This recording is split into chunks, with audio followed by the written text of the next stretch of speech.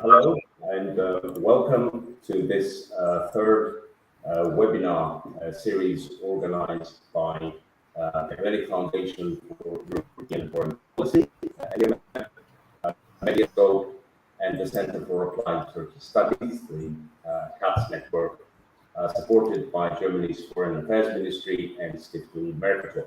I am Tepav.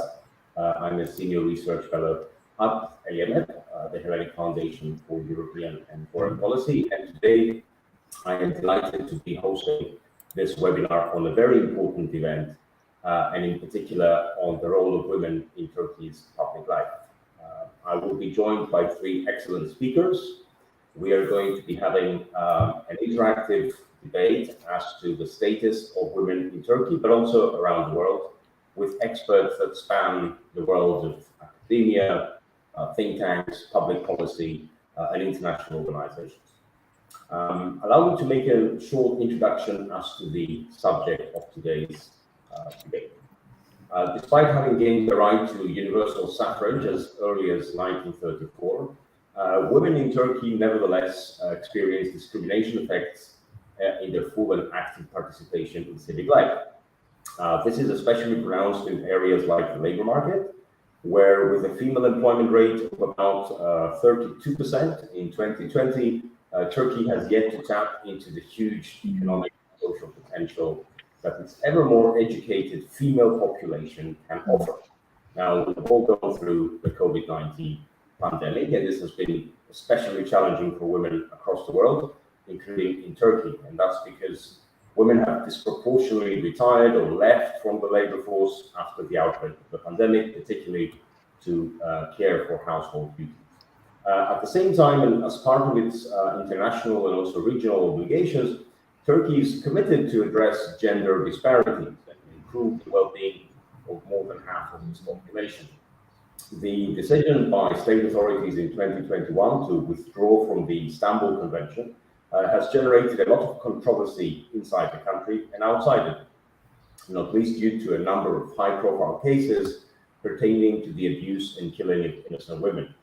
When we look at the situation in Turkey from a detailed point of view, and before introducing our speakers, I want to give you a few statistical evidence of where Turkey lies, particularly with regard to its human development overall and the gender disparities that have been generated over time. So if we go back to 2019 and we look at the United Nations Human Development Index, Turkey ranks 54th among 189 countries, and that puts it in the so-called very high development category after 2 decades of making steady progress in that regard. But when we move to the Gender Development Index of 2019, we see that Turkey is much lower. It ends up 68th out of 162 countries. And among OECD states, Turkey has the lowest gender development ranking of them all. Women's income is on average just 47% compared to that of men in 2019. And as I mentioned earlier, the labor force participation rate is much lower, almost half of that of men.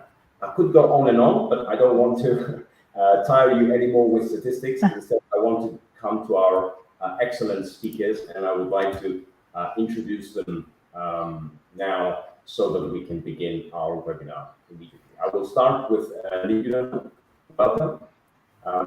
Let me say a few words about Nilgün Arısan-Eralp. She is Director of the Center for European Union Studies at Tepav, Turkey's think tank, the Economic Policy and Resource Foundation of Turkey. She has been the director since 2009.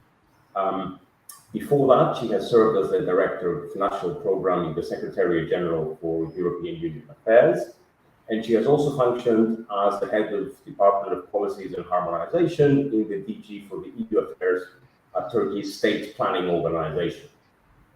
In her long and impressive career, she has worked as an advisor in several senior public authorities, including the Ministry of State in charge of EU affairs, the Deputy Prime Ministry, and the Prime Ministry of Turkey.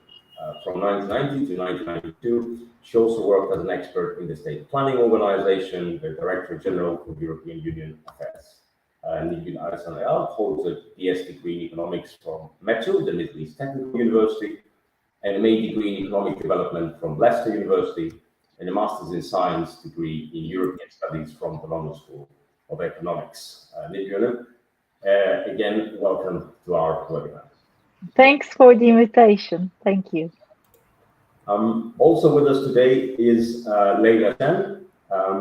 Leyla has more than 25 years of experience, mainly at international organizations, including the United Nations and the European Union.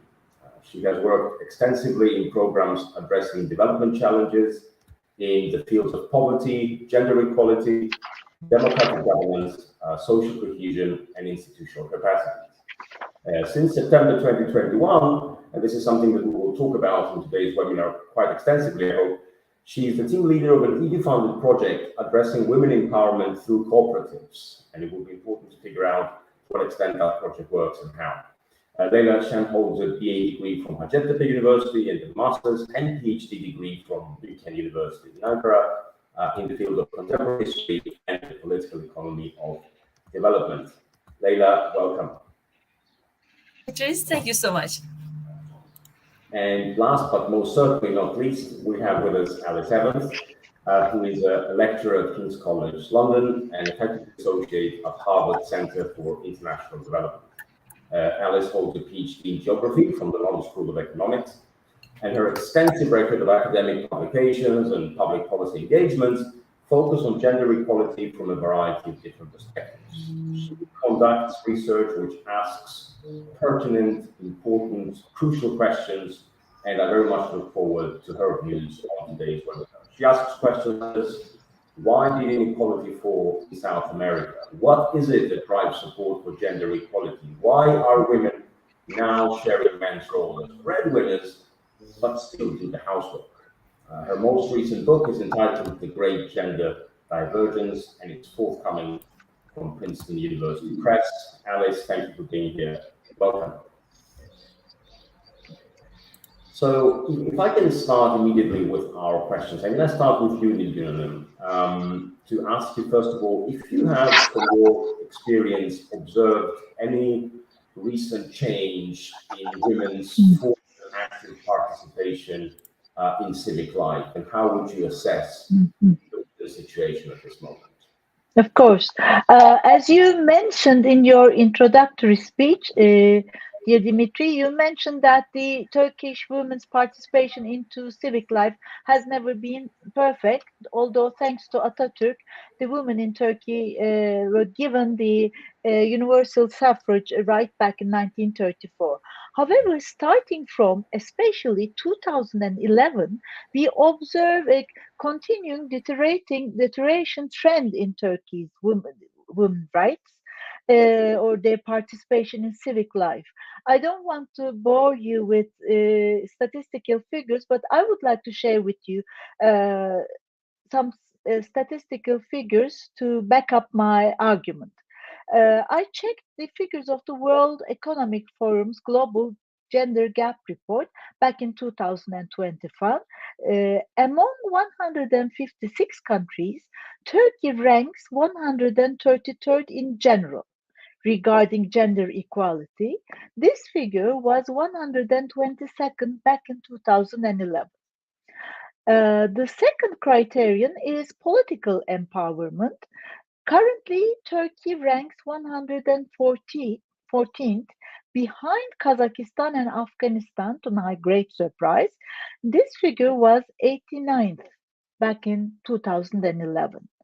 When we look at the economic participation and opportunity, in Turkey, as you mentioned as well, women's economic participation rate is 38%, 38.5%. There is 50% gap with men in Turkey. Among 156 countries, Turkey ranks 114th. And Turkey comes after Bahrain, United Arab Emirates, Gambia, and this figure was 132nd back in 2011. And the final criterion I would refer to is educational attainment. Though Turkey is doing relatively well in this area, still it ranks 101st in 2021.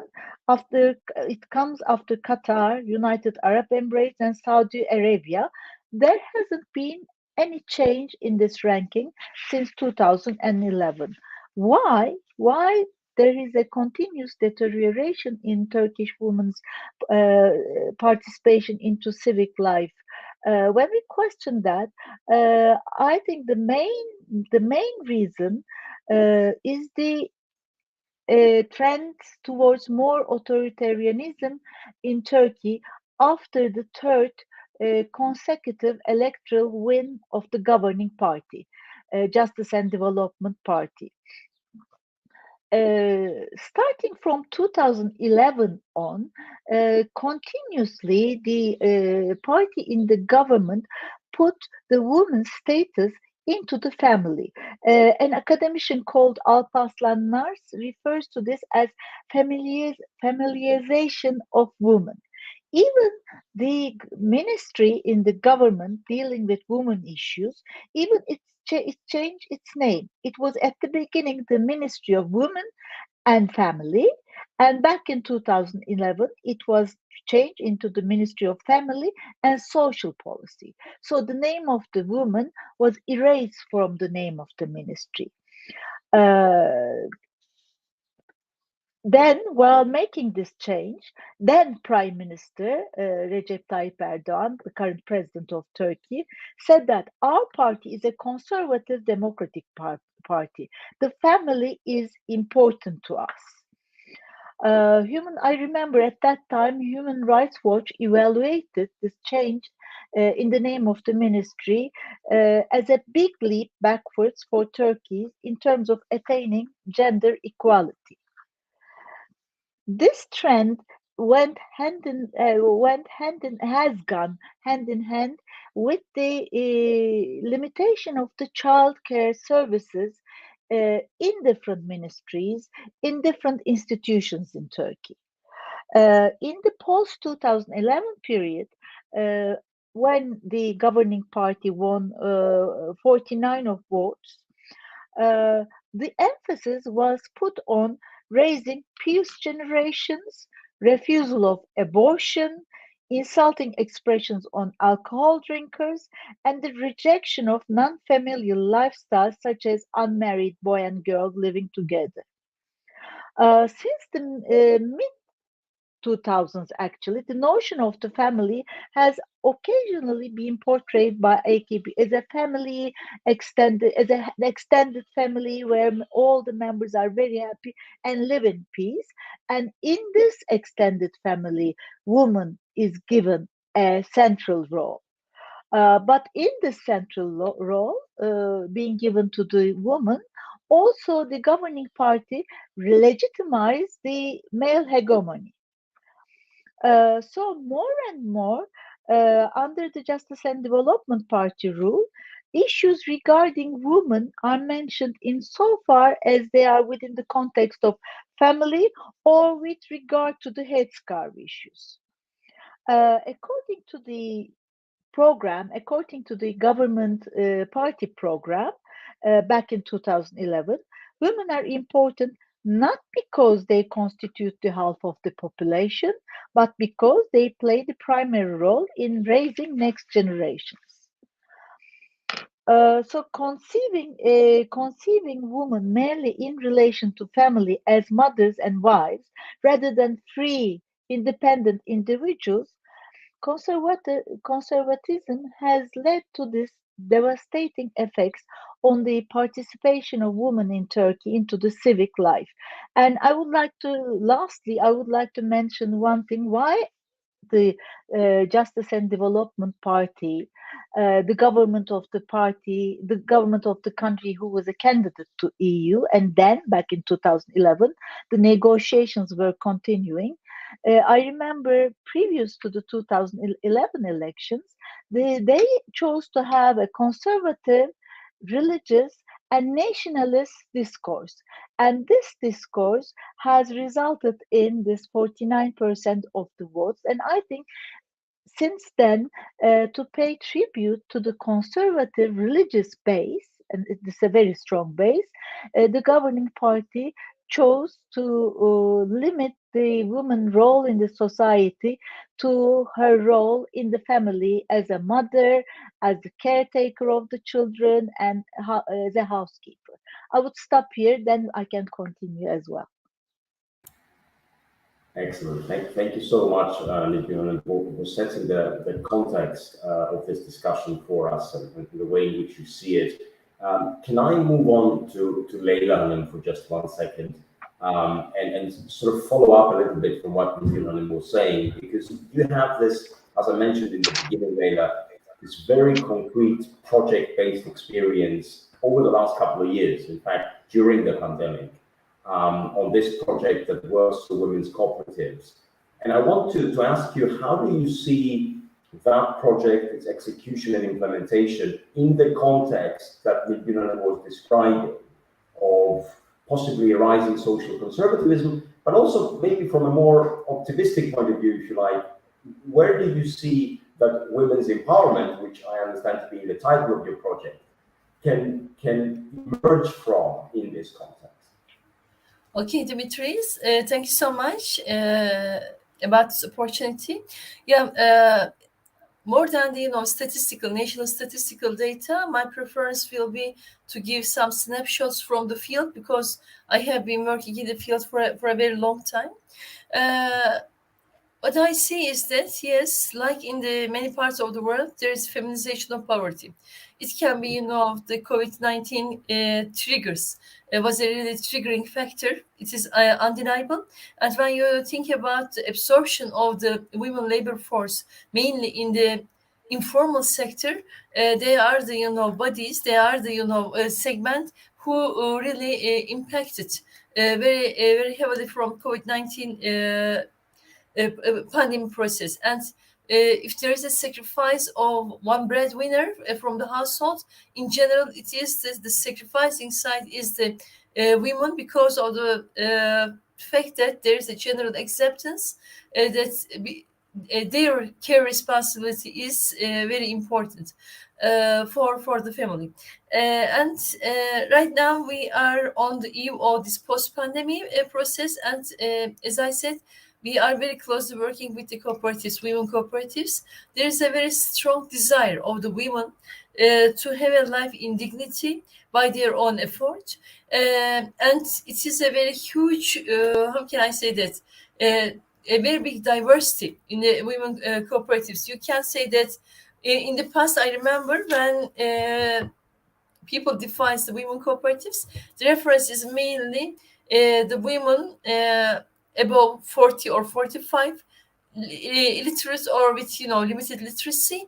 No, but we don't have such a composition. We have a composition of a huge array of women representing all segments. Yes, we have the medium age women, we have the illiterate women, but we have the women who has their professional career but who want to express themselves in the solidarity economy.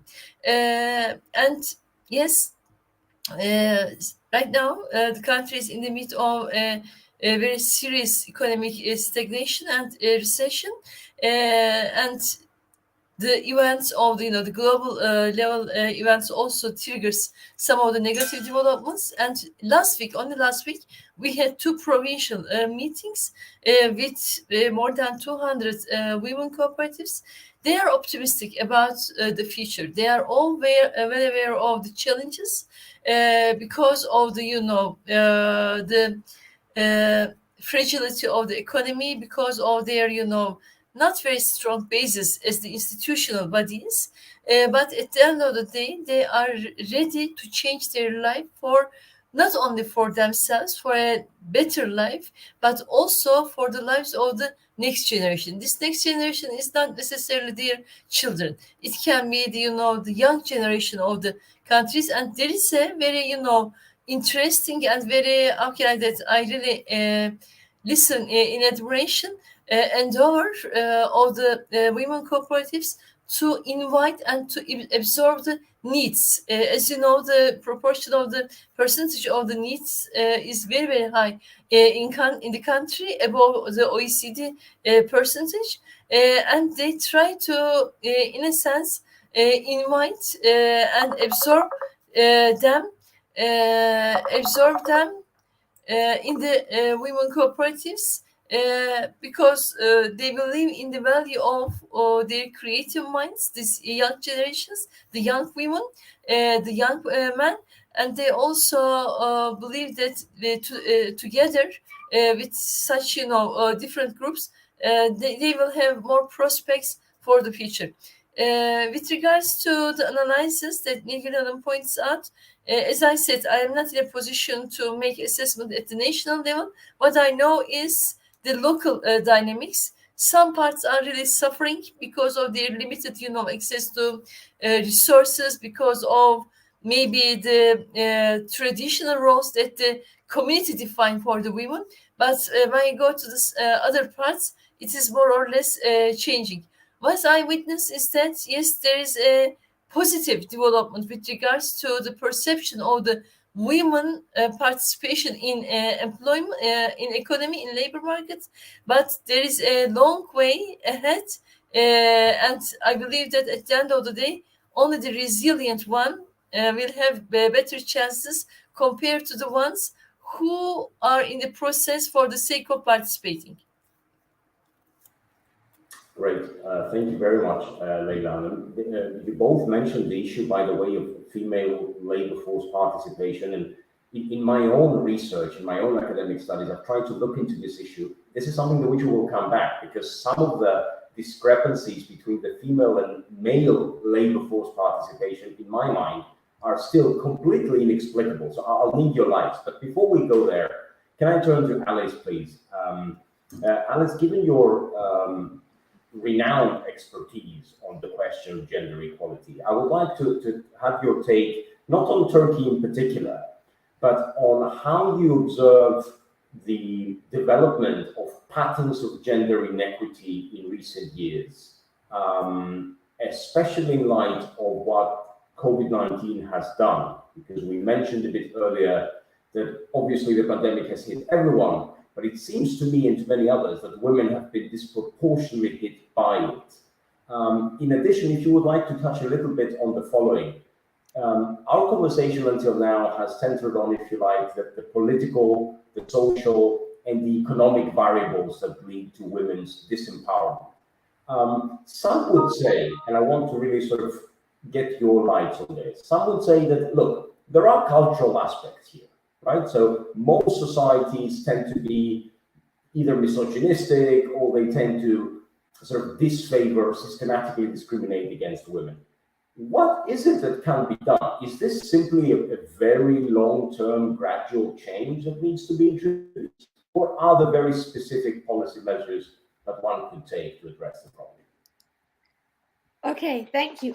So first of all, just to second everything that's been said so far, and maybe just to add, there's a wonderful new paper by some Turkish scholars, Tunali, Kedar, and Danglu, in World Development. It came out last year. And they show that when Turkey underwent economic growth in the 2000s, there was a rise in female employment in cities. So although Turkish women's employment is relatively low, when there is economic growth, especially if it's labor intensive, then female employment comes up. So what's really important is that, across the world, employers tend to prefer men. They see them as more reliable, more productive. They don't have children. And so, but in Turkey, as in the rest of the world, when there's rampant business growth, when businesses expand, when businesses do well, they need more and more workers, so they hire women. So it's periods of economic growth, especially when it's labor intensive, that have seen rise in female employment. And female employment is not the ultimate goal, but it's a stepping stone for women forging friendships, coming out into the public sphere, mixing, sharing ideas, emboldening each other, learning about movements, learning about activism. So I just wanted to emphasize the importance of jobs and growth. And of course, it's not only COVID which has caused a downturn, but the general jobs climate in Turkey more generally, right? So anything that's going to depress economic growth in Turkey is going to make it even harder for women to find work. And on top of that, Turkish women face maybe several additional struggles. Number one, because female employment is low generally, because maybe families are concerned that they don't want their daughters or wives to work if it's improper, if it's not respectable, if it's for strangers, they don't know who they're mixing with. Female employment tends to stay low, even among women without children, even among working class women. So because fewer women are putting themselves out there into the labor force, that means that it's even more expensive to hire care. So even women who are university graduates who desperately want to work, they will struggle to afford someone who they can pay to look after their kids while they're away at work. So it's the general problem of low female employment means you don't have many women who want to be nannies or carers who help out with the kids, which means that care is even more expensive, which means it's even harder for middle and upper class women to seize those labor market opportunities. So I would say specific for Turkey, there are those sort of interacting issues. The question of joblessness and unemployment, the high cost of care, which is itself partly a function of low government investment. So in Turkey, government investment in public childcare is much lower than places like Greece or Italy, much, much lower. And then in addition to that, families have a particular concern with women joining the public sphere. So families might be very, very receptive to women getting a job in the government because that's respectable, perfectly fine. But, more concerned about them becoming, for example, maybe you're in Konya, you've got a family business of trading pistachios. A family might be much more reluctant about a young daughter going and trading and meeting people. So I think there are a number of issues, as you say, relating to culture, to honor, to employment, to childcare costs. Absolutely. Great stuff. Yeah. Thank you so much, Alice. Yeah, maybe just to add a dimension to what you said, I don't know if you would agree, but it seems to me that there is another sub-dimension to what you just mentioned, namely highly educated women who enter the labor force and do work, sometimes in highly qualified positions with high salaries.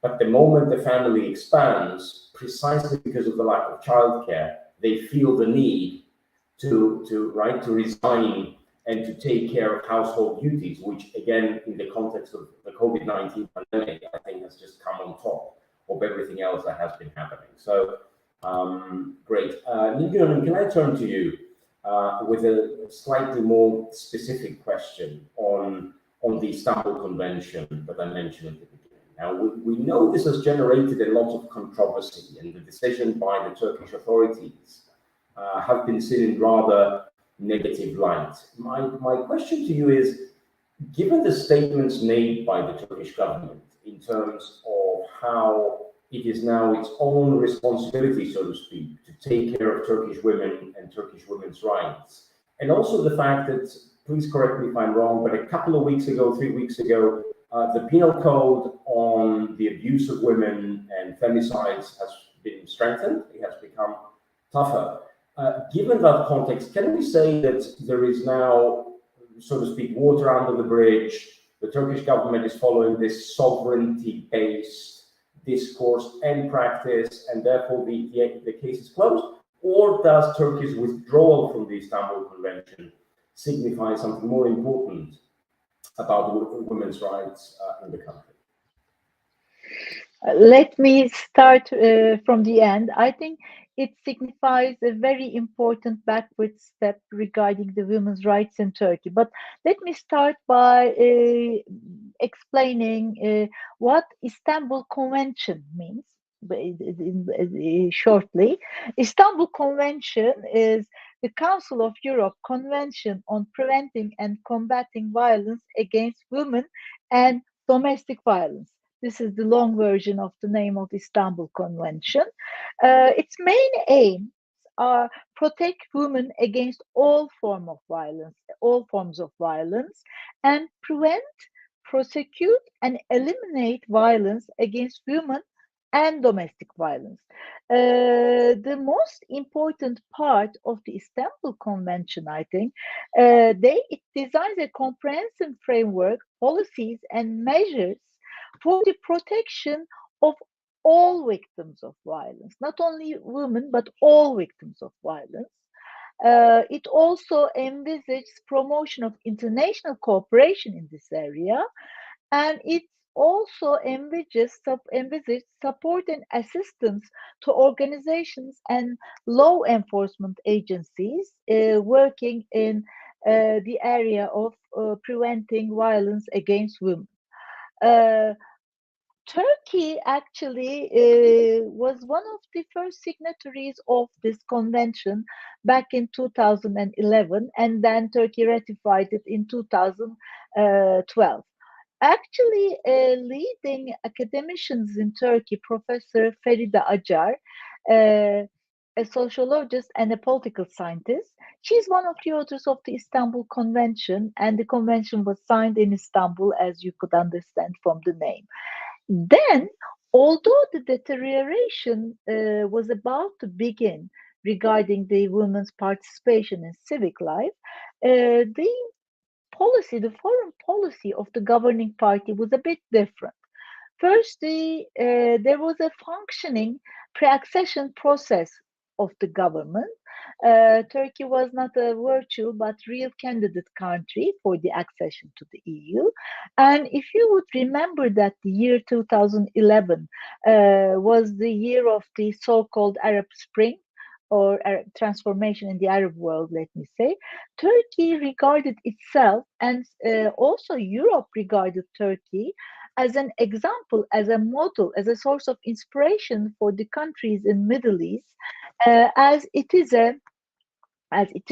represents itself as a combination of religion, Islam, secularism and democracy. I remember back in, if I'm not wrong, July 2011, the then Prime Minister Erdogan made a very famous speech in Egypt, emphasizing that combining secularism and democracy is crucial. As if that's a proof, so the signature of Istanbul Convention was a kind of proof of this argument of Turkey being a model to these countries, and also referring to what Ali said, there was the 2011. It was the year of economic growth for Turkey, and also one of the constituents of Turkey's soft power on the countries in its region, in its neighborhood, let me say, was giving emphasis to women's rights. So.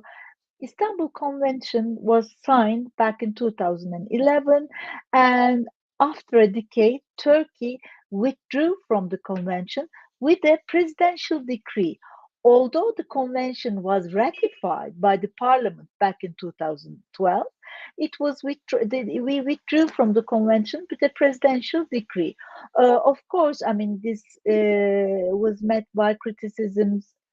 First of all, in Turkey, women's rights activists, lawyers, and opposition politicians denounced this decree, insisting that Turkey cannot be legally taken out of an international convention ratified by Parliament. This was supported by EU. High Representative of the EU said that, as you always say, they are very concerned about this development.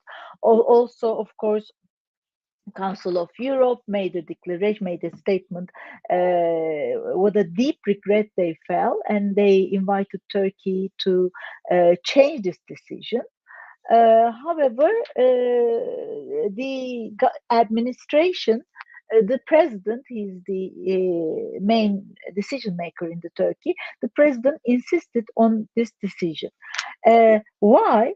First of all, Turkey is not alone in its opposition to Istanbul Convention.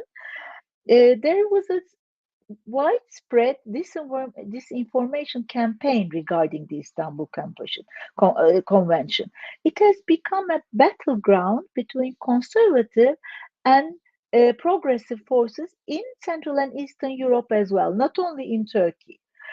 In Turkey, it has started to be regarded as a threat to traditional family structure and family values. And also recently, as we hear from the communication head of the presidential palace, the Istanbul Convention, originally intended to promote women's rights, was hijacked by a group of people attempting to normalize homosexuality. This is the allegation against the Istanbul Convention in Turkey.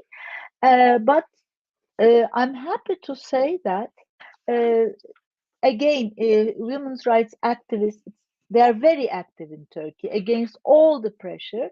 They are very active in Turkey. Lawyers, opposition parties, they took this decision of president to court, to Council of State. And today there was a trial. There will be a series of trials in June, and the prosecutor of the Council of State declares that the decision to withdraw from the Istanbul Convention via presidential decree is illegal. I hope the prosecutor will insist on his decision, and at the end of June, if I'm not wrong, the final trial will be on 23rd of June. I hope the Council of State will finally declare that withdrawal from Istanbul Convention with a presidential decree is illegal. But the court hasn't made its decision yet. They haven't given their decision yet. I don't know what will be the decision of the court. After Turkey withdrew from the Istanbul Convention, femicide and domestic violence Turkey increased by 40%, according to the data of the World Health Organization. This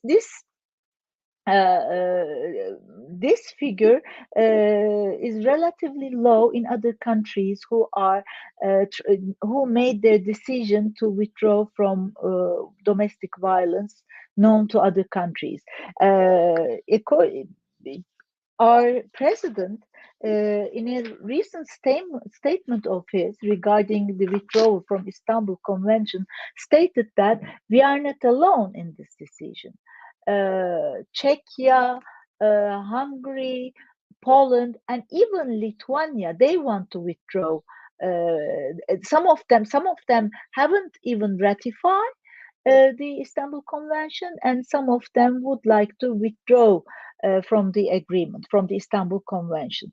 So finally, I would like to wrap up. I would like to say that although AKP government, Justice and Development Party administration, was very willing to sign and ratify this agreement, in time, with the deterioration of women's rights in Turkey, with the increasing social conservatism and religion in the country, they think it's a very legitimate act of theirs to withdraw from Istanbul Convention. I'll stop here. Thank you very much indeed, and thank you especially for the update on today's events, because before turning to Leyla again, I wanted to ask you, if I may, just a quick follow-up on what you said. Because if we assume that the courts in Turkey do indeed declare invalid the presidential decree through which Turkey withdrew, do you have any information as to what the process would be? Would then Parliament need to adopt a decision?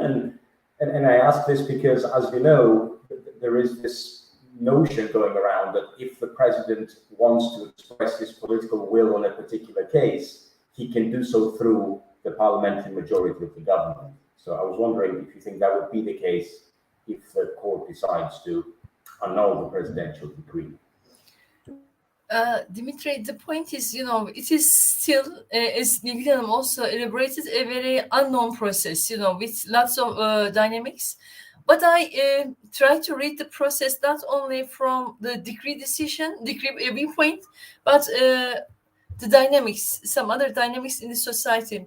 As Nilgün points out, the women movement in Turkey is very strong and very, dedicated to their cause, regardless of the difficulties that they face.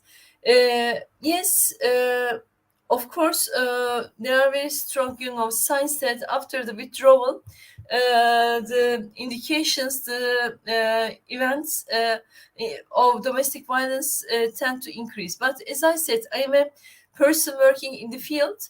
What the women complain about is that their, very limited economic power is also one of the sources that really, intensifies or increases the number of domestic violence. COVID-19, again, from the field, we have conducted lots of studies. What we observed in that period is that the domestic violence, not only against women, but also children, was skyrocketed at that time. And in the midst of this very heavy, economic, maybe you can say depression or stagnation, again, it seems that the victims of the violence is, again, mainly the women and children. About the process, to be frank, I don't have, I followed, as Nilgün points out, the decision of the conclusion of the prosecutor. My prediction is that there can be, maybe again some, moves to readapt. It can be very optimistic, maybe, to conclude to readaptation, but there is also an effort, in brackets, a Turkish version of the Istanbul Convention will be worked on, because as again I refer to Nilgün, one of the criticism, the strongest criticism against the convention is that it favors, again in brackets, homosexuality, and it challenges the sexual health of the young generation. So let's see what will happen. But my prediction is that there will be an effort for maybe a soft, again, I use this very deliberate, carefully in brackets, a soft version of the convention, as the politician called the Turkish version of the Istanbul Convention. I am also, how can I say that, observing the process very closely from women movement perspective, from the victims of the domestic violence. But what I can say is that, of course, importance of such a framework is very, very important. And we need to also, read the recent, increasing cases of domestic violence, again through this, economic shortages, financial problems of the families, which is very, which is unbearable in their own statement, for to survive in peace in their households. Great. Thank you very much for that, Leyla. We will see what the decision will be, but we will be here to observe it. Alice, can I turn to you again? And here's the question for you at this stage. I want you to say a few words about your forthcoming book, The Great Gender Divergence. But before you do so, and given what we've already said, particularly with regard to female employment and the huge differential that Turkey has in the OECD world with every other country, what I've been wondering for a long time now is the following question. Any sort of government, I mean, Nilgün and Leyla has given us the context of Turkey's politics, the rise of social conservatism and its consequences. But my point is, any type of government, whether they are liberal, progressive, conservative, whatever they are, surely tapping into the economic potential of their country, particularly through the empowerment of women in the labor market, would only serve them well. So, what I'm saying is, from a rationalist perspective, if politicians want to win elections, and I suspect they do, surely making sure that women will be empowered, they will be included, can only deliver good results for them. So given your expertise, I wonder, why don't they do it? What is preventing politics from allowing for true gender equality to flourish and then to reap the benefits of it? I think it's because I think that question presumes that governments would be able to raise employment if only they knew how to, right? But it's hard. It's hard to boost employment. So today in Turkey, there's still a problem of youth unemployment. And it's not necessarily that the government doesn't want to tackle it, but they don't know how. And so my point is that as long as you have high youth unemployment, then there's going to be low female employment as well. Because there are very long job queues and women are at the back of those job queues. So yes, it would absolutely be better if you could reduce youth unemployment, if you could raise female employment. But female employment will only rise when youth unemployment comes down, when there's massive job growth. And it's hard for governments to know what's that magic wand that's going to boost jobs. So I think, yeah, it's absolutely great to have higher female employment in terms of economic growth, etc., because otherwise you've got all these brilliant Turkish women who are educated, who are knowledgeable, who are talented, who've got innovative ideas, but they can't put them to use because of low job creation. But yeah, so I think governments, they don't know what the magic wand is. I fully get your point, Alice. Just very quickly, I just want to follow up on this. You're right. I'm sure you know much better than I do that there is the link you suggest between youth unemployment and female employment. But we've seen other countries in the Mediterranean basin. I think you mentioned before Greece, Spain. Youth unemployment is absolutely huge. But labor force participation in countries like Greece or Spain is lower than in North, Western Europe. But it's nowhere near as low as in Turkey, so something else must be going on. Right, exactly. So this is what I call the honor-income trade-off. That in a society where honor is important, then families only support women going out to work if the economic returns to that employment outweigh the loss of honor. So let's suppose you're a family in Konya and the only available job is really maybe working in a bakery with a couple of guys behind closed doors and the pay is terrible. You wouldn't want to do it because people will start talking what's going on in that bakery, who is she hanging out with, what's the story there, and the pay is so tiny, so it's not worth it. Whereas only when there's economic boom and there are so many jobs opportunities that the wages are much higher, the family's like, yeah, it makes sense for her to go and get a job. It makes sense for her to work for the government because it's totally respectable. The pay is great. It's worth it. And also, if there is economic boom, then everyone's daughter and sister and wife is working. So it's hardly bad no one's questioning you in particular to be the only woman working. So it's this honor income trade-off. So the honor income trade-off depends on the local labor demand and also the cultural preference for honor. So in Spain and Greece and Italy, say, there is a lower concern about honor as compared to Konya or southeastern Turkey, where it's often much a greater concern for honor, right? So the wages have to be high enough to compensate for the loss of honor. And both of those things vary globally. One, the economic returns to female employment. Two, the worries about honor. Great. I think I got it now. Thank you. Just very quickly, Alice, just to follow up on this. What is the great gender divergence about? What are we All right. doing from it?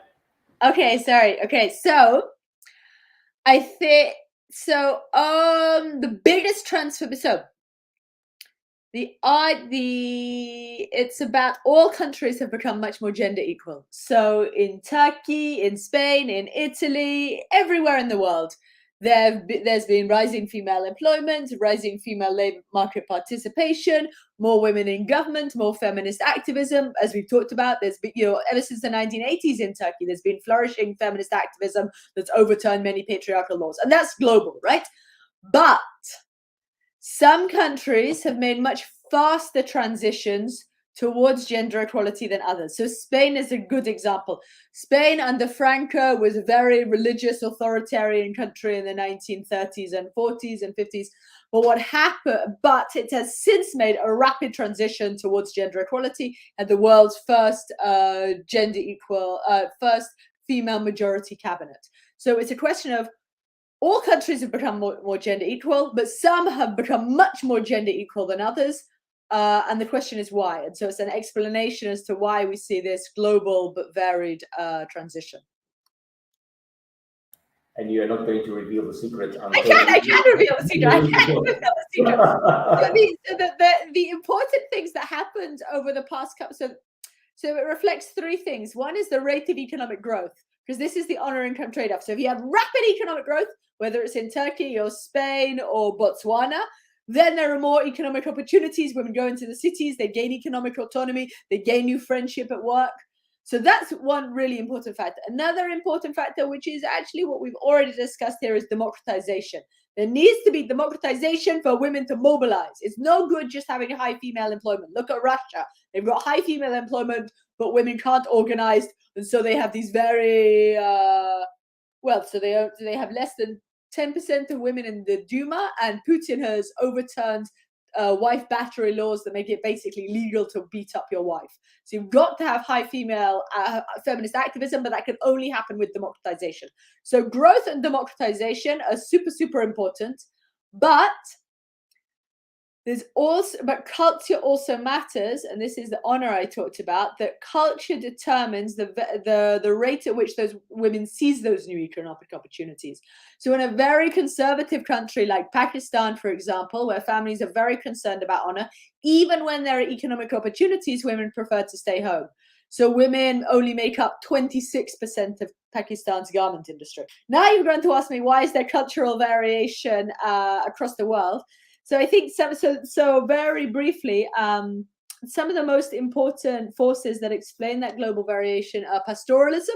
And pastoralism you have in Southeast Turkey, for example, and I think that's part of the reason why that region is more conservative. Also a history of inherited wealth and insecurity, and when people can inherit valuable land, they tend to group together in patrilocal clans to guard that land, and also religion. And so specifically in Middle East and North Africa, the region became much more patriarchal, especially after the influence of Ghazali, when Iraq was the seat of the Sunni Muslim Empire, and Ghazali and other Persian theologians propounded these very patriarchal ideas that men are rightful patriarchs and should seclude women, etc. So those three forces, so pastoralism and the sort of cultural evolution of very patriarchal religions, has been important. So growth, democratization, and then cultural variation. Very briefly. Very brief, very concisely, however. Yes, please, Leyla, jump in. We can't hear you. I think you're muted. Now you are. About the growth issue, when you look to the statistical data, for example, Turkey has very, progressive growth ratio. But I think it is not only growth with employment. And there should be, without that employment, again, there will be the, very limited means. And it is not only, I think, the religion or perspective, but it is how this, patriarchal dominating male figures or male mindset is trying to, how can I say that, shape the lives of millions of women. And I remember that in the 2010 economic recession, Pope says that if women returns their home, then there will be enough job for men, and we will not talk about economic crisis. So I think it is not only the geography, it is the mindset that really determines unfortunately the preferences and the empowerment opportunities of women. And about Konya, again, Dimitri, as I worked in that province also, it is not only the honor case. I think there is a very, very important patriarchal norm. While the male figures are not very, supporting the employment of the women in their family, they regard this in brackets as a sign of their weakness, because from their childhood, the role of the male, again, it is the gender roles. The role of the male is, breadwinner, taking care of the family. And if a man is in need of the financial resources of the wife or the partner, then this is the sign of weakness. It is, very powerful also in the in the society. Yes, honor is a very strong justification, but on the other hand, men don't want to be challenged, don't want to lose their powerful position in the society and in their households. This is what I observe from the field. Please, Nilgün, please, you want to come in? In order to support what Leyla just said, I don't remember the year actually, but it must be in mid-2010s. The president, or maybe he was then prime minister, saying that men and women are not equal. Some jobs cannot be fulfilled by women. They are so delicate in their nature that, I mean, they cannot do the manual work. He openly declared this, and this plays a role as well. And I think if you compare religion and conservatism regarding the low employment of women, I will refer to the approach of different countries to Istanbul Convention. Like, I mean, the religion of Turkey and the religion of Bulgaria, Czech Republic, Poland, and Hungary are quite different. But conservatism plays a more crucial role than religion, I suppose, in this sense, in women's rights. That's all I wanted to say. Excellent. I'm so glad we're having this debate, because we're getting to sort of tease out what matters at any particular situation, or any particular occasion. Alice, do you want to jump in as well to say anything on these? Or okay, great.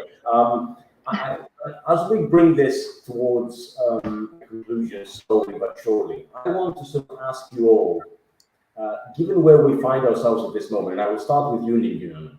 We are now in the summer of 2022, and we have broken down through your expertise a whole series of political, economic, social, cultural factors that contribute to women's disempowerment, so to speak, right? Yeah. Who reinforce gender inequality, sometimes through laws, certainly through practice.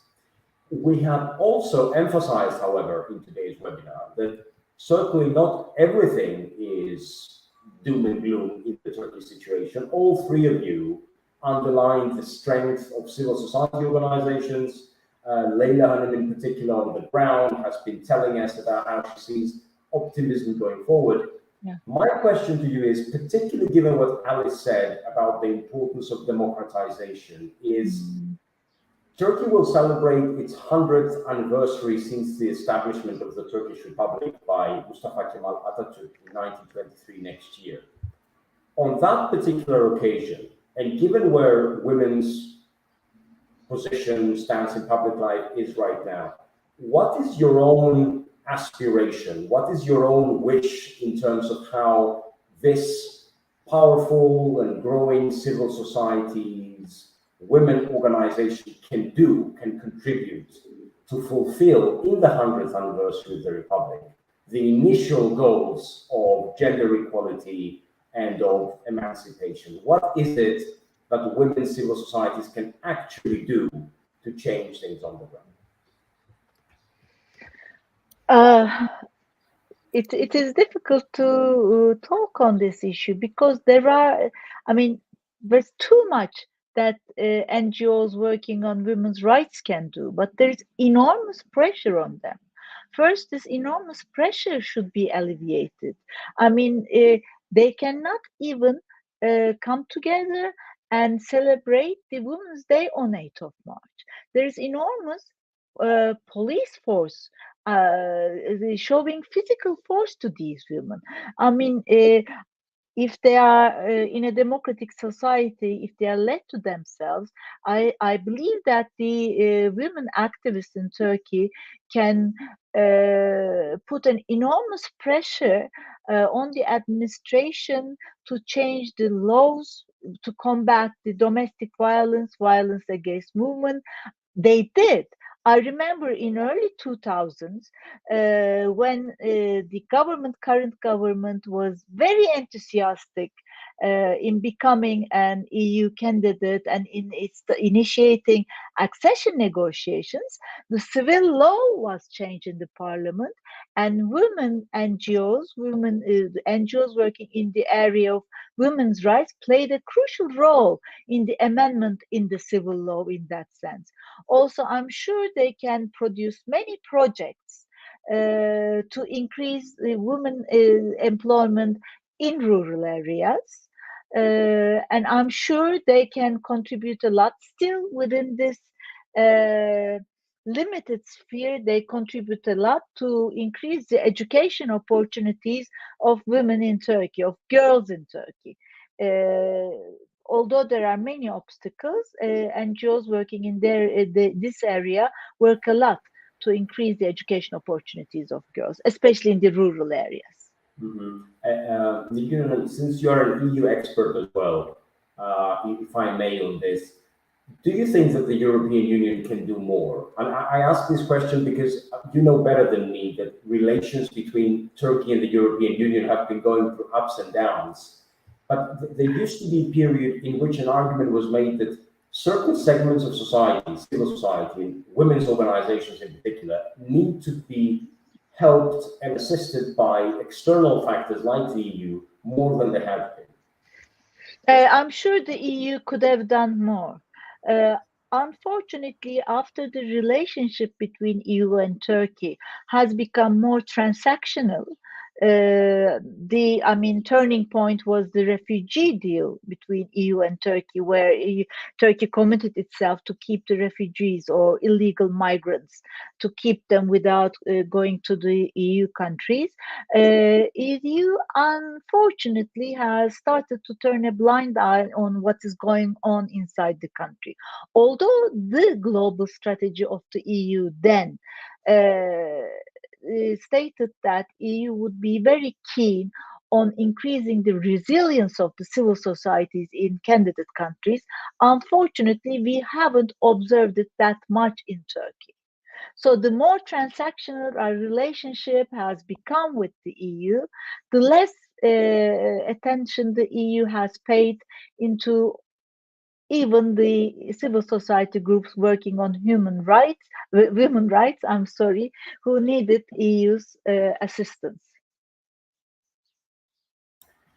Thank you very much indeed. Leyla, can I turn to you for my last question of this webinar, because you mentioned the feminization of poverty that you have been sort of documenting through your project earlier. And you also mentioned, I think it's well known, that Turkey is going through, let's call it, severe economic turbulence. If you could advise directly country authorities that can decide on issues, let's assume you can, what kind of policy measures should the Turkish government adopt to make sure that increasing gender disparities in the context of this economic challenge do not spill over to an extent that make women even poorer than they already are? Okay. If I may, Dimitri, I really want to, continue where Nilgün also lives. As per your question, what will be, what should be the position of the women movement in the 100th year of the Republic? I believe that, from historical perspective, I think women movement also has very important breaking points, milestones. Maybe in the very beginning, it is the, in brackets, I am using this all in brackets, only one voice or the one color of the women movement, mainly. Maybe the other colors are also in that big women movement, but they were not so, visible. Then the first breaking point in my reading is that there emerge different groups with different ideologies, and at the very beginning of this emergence, they have strong positioning vis-a-vis, sometimes even refusal. But right now, it is again, maybe I am the Pollyanna of the group. Sorry for this, but we are right now at the crossroads again. What I hear, I am, of course, using this very carefully, because there are some very extreme, in brackets, again, groups from the so-called the secular, the so-called the conservative groups. But when we look to the average, the objective is that endeavor for women empowerment, endeavor for gender equality. If our objective is women empowerment, gender equality, then everything is in detail. So I believe that with this, diversity, with, comprising the colors, all the colors of the women, they are much, the women movement is much more powerful, and they will be visible. And I really believe in their strength, as the, recent events also shows us. About the EU, I am a little bit critical to the EU positioning, because I believe that EU has this, how can I say that? They are not, reading the processes as it should be, and they are not, maybe because of their very heavy bureaucratic structures, taking positions on the right time. So it is another issue from a, ordinary citizen viewpoint. If I am in a position to advise to the government authorities, what I will say in a humble position, in a humble way, is that, the country needs to face the structural problems, not only the taking or saving the day, but if it is the economic development, if it is inclusive society, social cohesion, yes, there are some important structural steps that needs to be taken. And the other thing that I will advise to them, economy, welfare, inclusive societies is above politics. It is not, it shouldn't be the political debate of one party or X party, but there should be consensus, and it should be adopted as a national policy, because if the right steps are not taken on time, it seems that Turkey will lose a very important resource. I think it is the most important resource than any other thing, like the nature resource, but it is the human resource. We are losing day by day our, trained human resources, either to abroad, or they are very depressed and they are loose in their, life journey. And I'm really sorry for this big majority. So it is time to adopt national policies above politics. And it is the concern, and it's for the well-being of all, not X or not Y. So it's a great message. Thank you very much, Leyla. And then finally, since I see that we have no questions from our audience, I will bring our excellent discussion to a conclusion by asking Alice one of the questions I know that you have been working on, and just to finish on a slightly optimistic note, because we are now getting there. What does it take, Alice, what is it, as you ask in your research, what drives support for gender equality? How can we make sure that the notion of gender equality becomes more, quote unquote, wired in both the actions and the minds of people, particularly of men, particularly in societies like Turkey? What would be your advice? I think it's absolutely what we've discussed already. So number one, the economic growth that enables women to come out into the public sphere to demonstrate their equal competence. So we previously spoke about people doubting that women are good at stuff.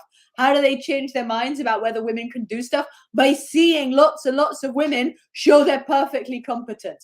And of course, many people have these gender stereotypes. They might think men are better. But when you see so much disconfirming evidence, when there are so many examples of women thriving, being talented, then you realize that belief is just fake. So one is it's that firsthand exposure. And the second is it's talking about it openly. Your friends, your neighbors saying, hey, that woman is really good at it. And you're like, oh, yeah. So that requires women to come out into the public sphere to share ideas. And it also requires democratization, whereby people can speak freely and openly. So it's absolutely what we discussed before: jobs and feminist activism. Those are the big engines of gender equality. Great. On that rather optimistic note, I think we can bring this great discussion to a conclusion. I want to thank you all three very much, because as I was expecting, I ended up learning so much from you about this very important subject, and I'm so glad that in the context of our webinar series at ELIAMEP, in partnership with Medyascope and the CAPS network, we were able to shed light to an issue which is so important for Turkey and other countries around the world, and yet, sort of alluding a little bit to what Alice just said, tends not to be discussed as much. And when we started the webinar with this point, if you will allow me, I want to conclude it on this point. It still boggles me why this issue is not discussed more in Turkey. As Leyla mentioned, there is so much untapped potential there. Yeah. It's crazy why it's not discussed more. Nilgün and Leyla and Alice, thank you ever so much for your participation. And your great Thank you so much for inviting us. It's a great, brainstorming for me also. Thank you so much. I agree with Leyla. Yes, thanks for the invitation. Thank you so much for being here. Have a great day. Okay, take care. Bye-bye. Bye. Bye. Bye.